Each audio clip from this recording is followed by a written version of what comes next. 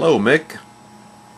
This is Richard, and I wanted to answer one of your videos that you sent my way. Thought I ought to send a video back and just chat with you a little bit. I hope you're having good luck getting your video camcorder hooked into your computer. I know you said you finally thought you'd located the right components, maybe a video card and the right cable to hook your camcorder into your computer. Hope that goes well for you. Sound like you're well on the way to solving that problem. And that really is a good benefit, to be able to feed your tapes off into the computer and store them digitally. But I found it takes a bigger hard drive. Something always leads to something else, and in this case, when you start storing video on the computer, it means there's a lot of hard disk space used up. So the next problem is getting a bigger hard drive. Of course, the drives are getting less expensive, and you can store a whole lot more data on the drives now. So, but anyway, that's what I found. I store my favorite videos on computer. But other than that, I try to not use up all the hard disk space. And I found too, if you store the videos at any high resolution, it really makes a big file at that time too. So there's always a problem. That's always something to solve when you're fooling around with modern technology.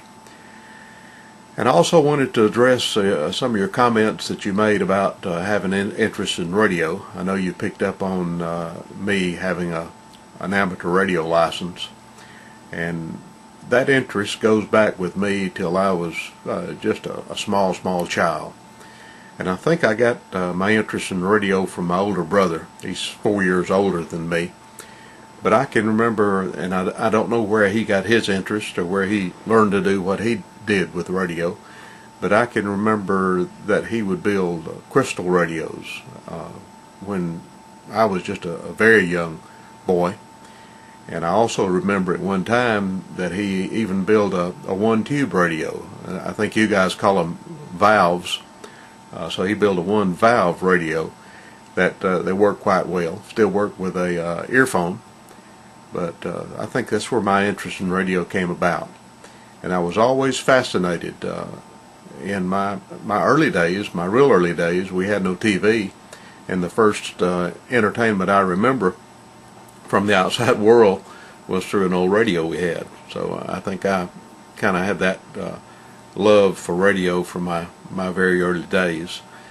And I always was fascinated by shortwave radio. I think because you could hear from stations across the world, not just local stations or stations in the United States, but you could hear from stations across the world. And I always wanted a shortwave radio. My grandfather had an old radio that had AM reception on it, but it also had a switch that would turn it into shortwave. And I can remember hearing his radio when he would listen to the shortwave, and I think that's where I thought that I'd like to do that. And I finally did get an old shortwave radio and got to listen to Radio Moscow, and I listened to BBC and listened to a lot of the stations that broadcast in English, and spent many hours when I was young listening to those stations. And you mentioned CB radio. In this country, after I got to be a young teenager, CB got to be very popular. But in this country, you couldn't get a CB license until you were 18 years old. You had to be at least 18. And I was about 13.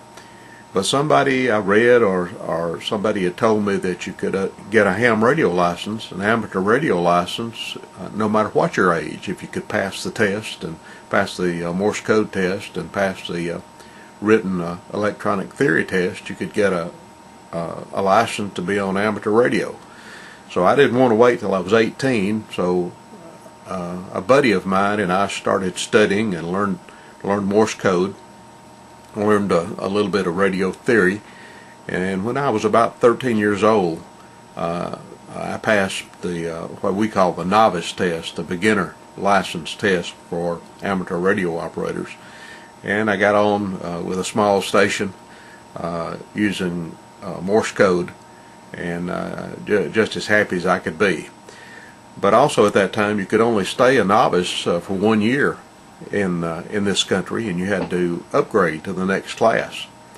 And the class I upgraded to when I was about 14 was the general class license, and that gave you the privilege to run higher power. You also could run voice modes. At that time it was still AM amplitude modulation. So when I was, that would have been about 1962, I guess it was, 61 or 62, and I moved up and got to use voice on the amateur bands.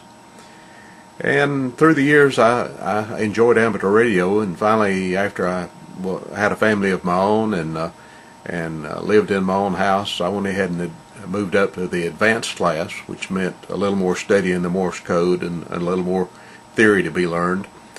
And then in the early 1990s, I kind of had some spare time, so at that time I did some more study, advanced my code to 20 words a minute, and learned a fair amount of electronic theory and passed the extra class license. So I've held that extra class amateur license since the early 90s. And I still use ham radio some, but the internet has taken the place of a lot of the operation I did on the ham bands. It lets me do a lot of the things that I would have done on ham radio and do it here on the internet and through YouTube. And I found the big bonus here is being able to do videos. We could do video exchange over amateur radio, and it was a slow process and not a real high quality video process, and I just never did get into that. So here in about the last 3 or 4 weeks on YouTube, it's the first videos I've ever done, and I've really enjoyed this aspect of the internet and of computers, and I'm glad I found YouTube. I already made a lot of friends, as everybody does when they get on YouTube, and I'm having a real good time with it. It's really a privilege to be in these early days of this new technology, and I think we're going to see this technology grow greatly over the next many years, or next few years really, and I think we'll all be surprised what comes out of this initial start on doing amateur videos on YouTube, on the internet. I think there's big changes to come, and a lot of growth to be done using this media. You can see the popularity of it right now, and I think the people that are on YouTube right now on videos are the early starters, the early adapters, and I think as this gets more widely dispensed out through the general population, it's really going to be interesting to watch its growth. I see this as like the early days of the internet, early days of television, or even like the early days of radio. The people that are on right now are truly the pioneers of this technological change, and it's real good to be a part of it.